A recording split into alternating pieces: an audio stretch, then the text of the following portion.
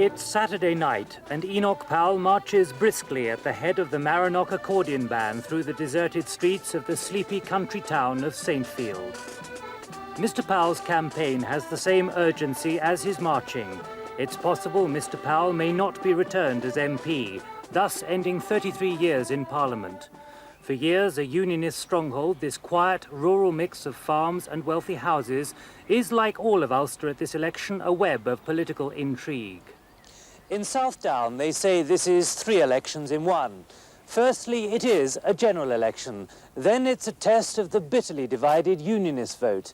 And finally, it's a test of how much the traditional nationalist support for the SDLP will be undermined by Sinn Féin, the political wing of the IRA.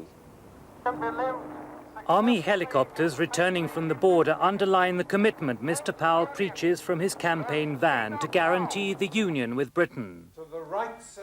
Mr. Powell's problem is the unionists who don't come to his meetings. The split follows a major row between the two Protestant parties, his official unionists and the Reverend Ian Paisley's Democratic unionists. Instead of a deal to join forces and put up one candidate, as happened elsewhere, here there are 2 unionist candidates. Despite warnings of electoral disaster, Mr. Powell dismisses any idea that he's under threat. My chances are the same as Queen Victoria's during the Boer War. No prospect of failure is considered in this household, she said, didn't she? Is there any chance of a deal being patched up between you and the Democratic unionists? There is only one unionist candidate. There can only be one unionist candidate because any other candidate is necessarily against the union.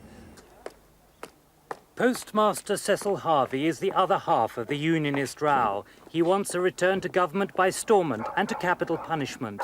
He's an Ulsterman playing up the idea that Mr. Powell is a square peg in a round hole, an Englishman and former British Tory who's failed the unionist cause and to whom Southdown is merely a parliamentary convenience. Well, Mr. Powell has been rejected by his own party. If they had wanted to save him, the deal would have been made and I wouldn't have been in the fight. But I think they have put his head on the chopping block and I don't think he can win it. Eddie McGrady, chief whip of the SDLP, is the man in a hurry. Many believe he will capitalise on the unionist wrangles and steal the seat from the unionists, thus ending 65 years uninterrupted occupation. Looking for your support. You get it, sir.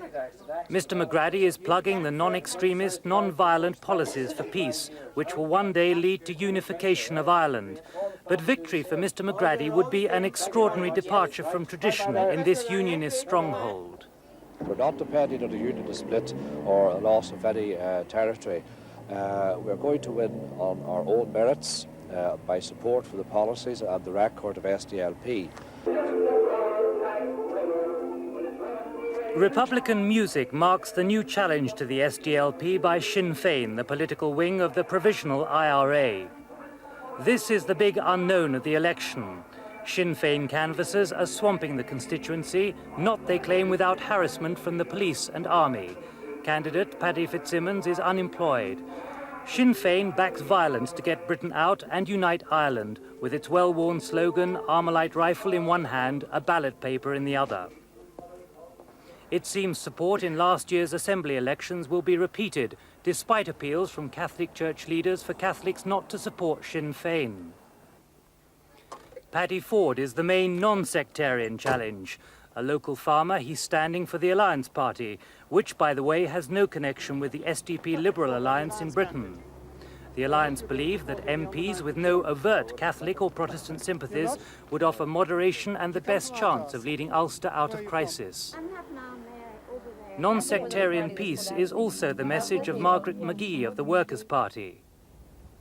But in Southdown, the main question will be how the vote splits within Protestant and Catholic political parties.